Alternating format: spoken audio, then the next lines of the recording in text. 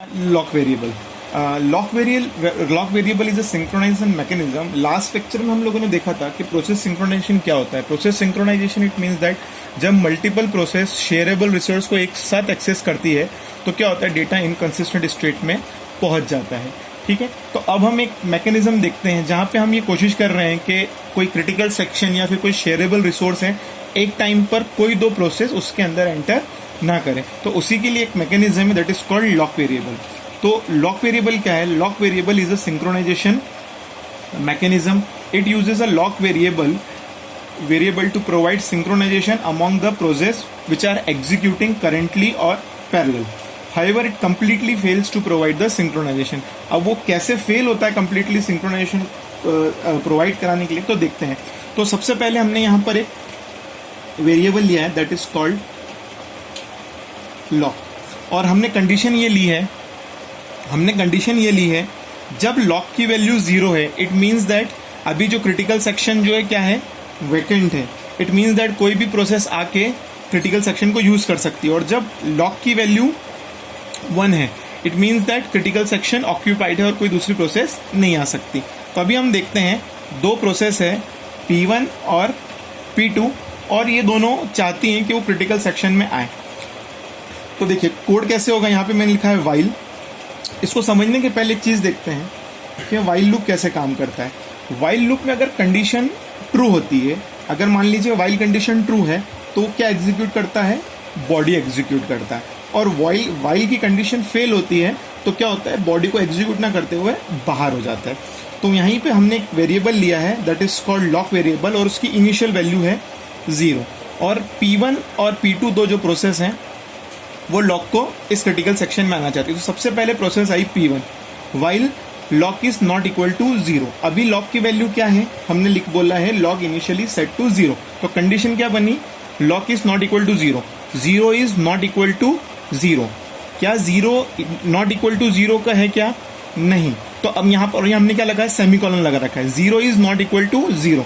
तो इस वाइल की कोई बॉडी नहीं है, तो ये क्या हो जाएगा, इससे बाहर आ जाएगा, क्योंकि यहाँ पे वाइल फेल हुआ, बिकॉज लॉक क्या है 0। तो 0 is not equal to 0, false, condition false हुई, वाइल का ब्रेक हुआ, और हमने क्या करा, लॉक इक्वल टू 1। बेसिकली ये एंट्री सेक्शन, तो हमने लॉक की वैल्यू क्या कर दी, 1।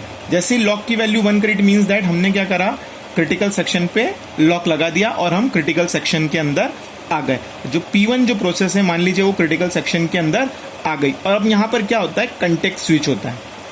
कंटेक्स्ट स्विच मतलब जो प्रोसेसर है वो P1 प्रोसेस को प्रिम्प्ट कर देता है और नेक्स्ट प्रोसेस को लेके आता है P2। अब P2 भी ये चाहता है कि वो इस क्रिटिकल सेक्शन के अंदर आए। तो अब देखते हैं क्या उसको इस क्रिटिकल सेक्शन के अंदर एंट्री मिलेगी।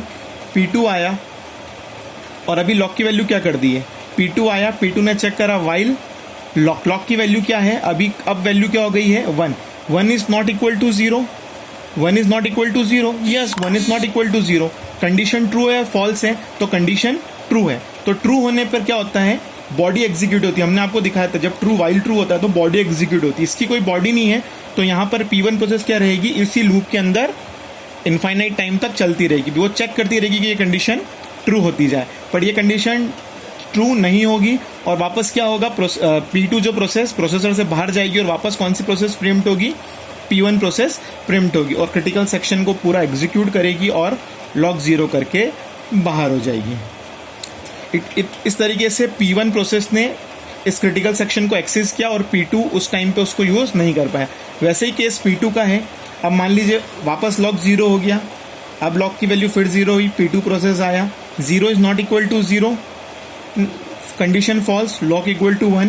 P2 ने क्रिटिकल सेक्शन को यूज करना स्टार्ट किया और मान लीजिए P2 प्रिम्प्ट हुआ और प्रोसेस P1 अंदर आना चाह रही है। तो प्रोसेस P1 आई, लॉक की वैल्यू क्या है, 1, 1 is not equal to 0, yes 1 is not equal to 0, condition true, तो P1 इसी के अंदर घूमता रहेगा। इट मीन्स दैट कि लॉक की वैल्यू को 1 सेट करने के बाद कोई दो कंकरेंट प्रोसेस एक साथ नहीं आती। बट एक स्पेशल केस है, ठीक, देखते हैं उसके अंदर। तो सबसे पहले देखते हैं, वापस हमने क्या करा, लॉक की वैल्यू 0 सेट करी और प्रोसेस P1 इसके अंदर एंट्री चाह रहा है।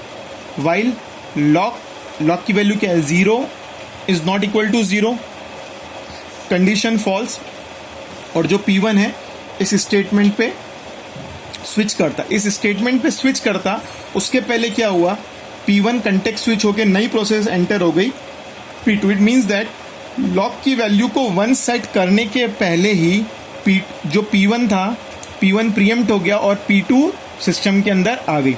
अब P2 वापस चेक करेगा, क्योंकि मेमोरी लोकेशन पे लॉक की वैल्यू 1 सेट नहीं हुई थी, तो अभी भी लॉक की वैल्यू क्या है, 0। तो P2 चेक करेगा, lock 0 is not equal to 0, condition क्या हुई, फॉल्स हुई, वाइल लूप ब्रेक हुआ और P2 ने क्या एक्सेस करा, लॉक इक्वल टू 1। तो P2 यहाँ पर क्या करेगा, लॉक इक्वल टू 1 और क्रिटिकल सेक्शन के अंदर आ जाएगा और क्रिटिकल सेक्शन को पूरा एग्जीक्यूट करता। उसके पहले क्या हुआ, P2 सिस्टम से कंटेक्स्ट स्विच हो गया और कंटेक्स्ट वापस किसके पास रिटर्न हुआ, कंटेक्स्ट रिटर्न हुआ P1 के पास। और P1 का कंटेक्स्ट कहाँ तक हो चुका था, उसको सिस्टम में एंट्री मिल चुकी थी। अब वो वापस क्या करेगा, लॉक की वैल्यू 1 सेट करेगा, जो ऑलरेडी कौन सेट कर चुका है, P2, और वो इस क्रिटिकल सेक्शन को यूज करने लगेगा और ये क्रिटिकल सेक्शन उस टाइम P2 भी यूज कर रहा है। ठीक है, तो हमने क्या देखा था कि क्रिटिकल सेक्शन के लिए हम कोई भी प्रोग्राम लिखते हैं तो उसे चार जो प्रोसेस हैं, 4 मैकेनिज्म है, उनको फॉलो करना। तो पहला जो रूल था वो म्यूचुअल एक्सक्लूजन, मतलब क्रिटिकल सेक्शन में एक टाइम पर एक ही प्रोसेस क्रिटिकल सेक्शन को यूज करेगी। बट यहाँ पर लॉक वेरिएबल जो हमने मेथड यूज करी थी उसके अंदर म्यूचुअल एक्सक्लूजन फॉलो नहीं हो रहा है। तो ये प्रोसेस, ये जो लॉक वेरिएबल की जो प्रोसेस है वो सिंक्रोनाइजेशन गारंटी नहीं करेगी और एक ही टाइम पर P1 और P2 दोनों इस क्रिटिकल सेक्शन को यूज कर रहे हैं साइमल्टेनियसली। Thank you.